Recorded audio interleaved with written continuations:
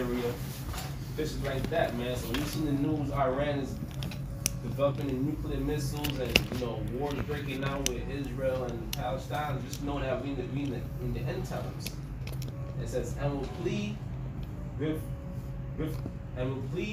them, right? Judge them there for my people and for my heritage Israel.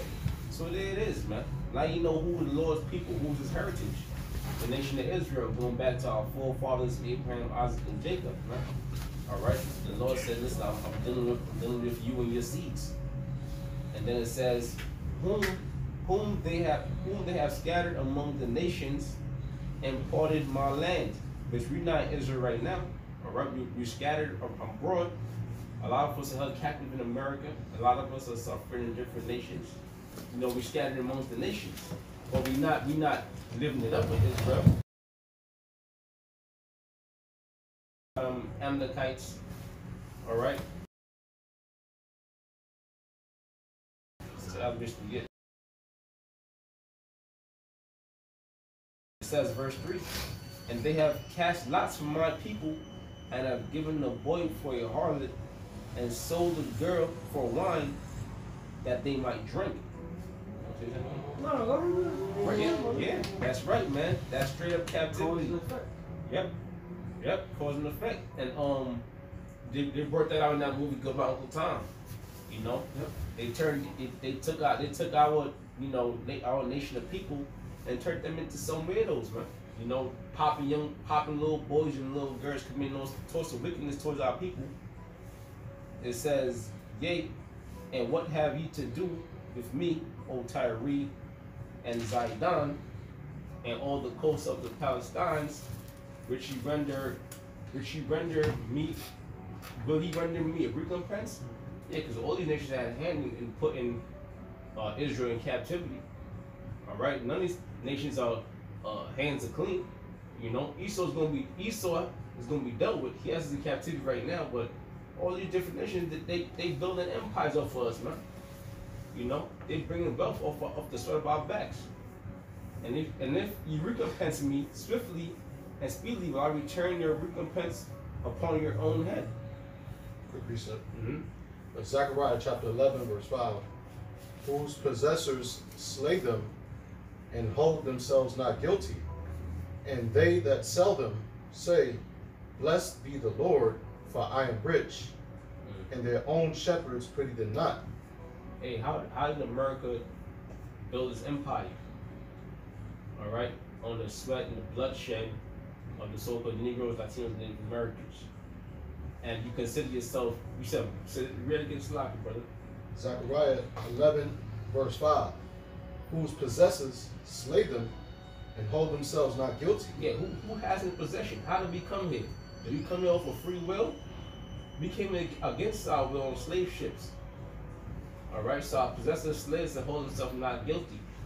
Where's our 40 acres? All right, where's our recompense for serving 400 plus years of slavery? It never happened. Matter of fact, it's spoken lightly about. Matter of fact, I think in Texas, they're trying to take slavery out of the history books.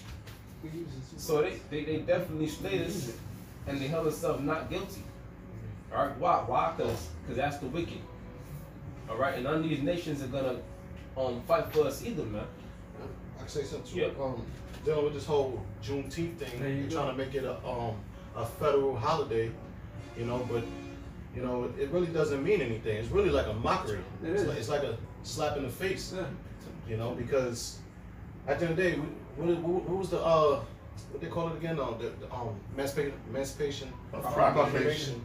What did that really do for us? Nothing. We still in captivity. We still in hardcore bondage, man. It's the same way like how they talk about reparations and how they want to give back. They want to keep bringing it up, and when they keep bringing it up, what a perfect time to bring it up where the dollar is at its weakest point. You know, all these little ad libs, all these little things that they want to give, the incentives that they're giving, they don't mean shit. It really it's an empty gesture. So why he signed a bill that says that Juneteenth is a national federal holiday? It doesn't mean shit. What the Lord is basically saying, you're gonna have to pay for what you love for blood. That's the only way. There's a reason why everybody's gathering in the Middle East. They're not gathering because of resources. They're gathering because the Lord is going to get that recompense. And all these little meetings that they have, they're still trying to bring hell upon the Lord's people. So the Lord's going to get them back for that. All right? That's right. That's a Putin, what? Ahmadinejad, what's the guy? Gaddafi,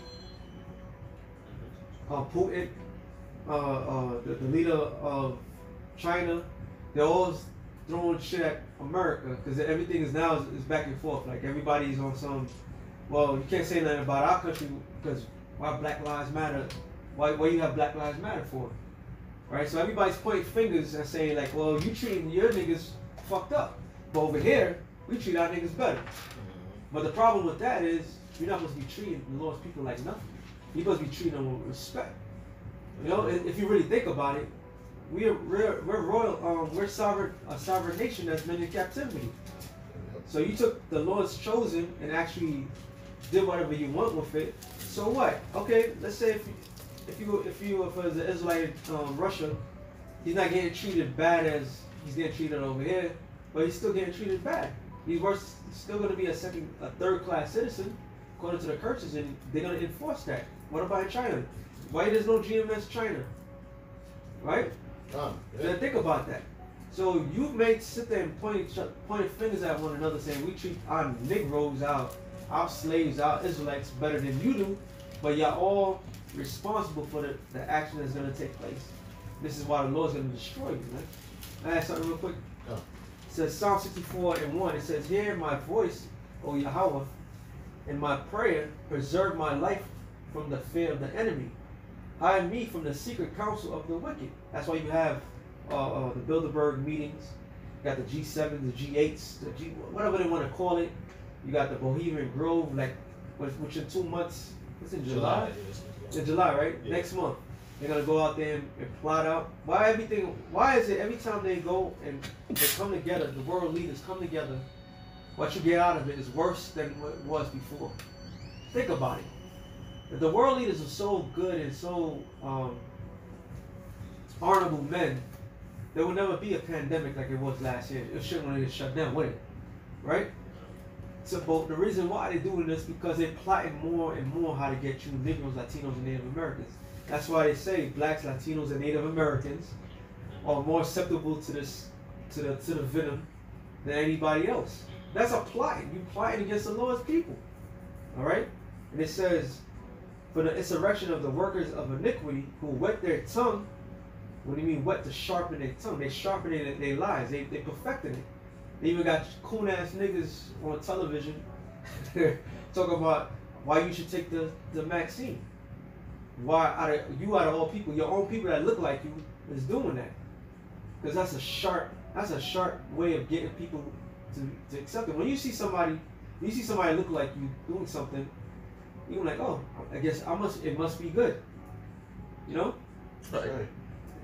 So when you see that brings your guard down, and you're like, you know what? I might do it anyway. Yeah. You know? Like a McDonald's commercial. Mm-hmm.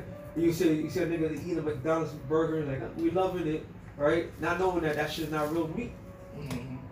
They publicly, deliberately targeting you because that's part of their plotting. They plotting. All these world leaders getting together. That's what they're thinking about. How to get rid of you. All right? And they know that the majority of us are scattered abroad and we don't look like you. So they're trying to figure out how we're going to get every last one of them. This is an all-out fucking war, man.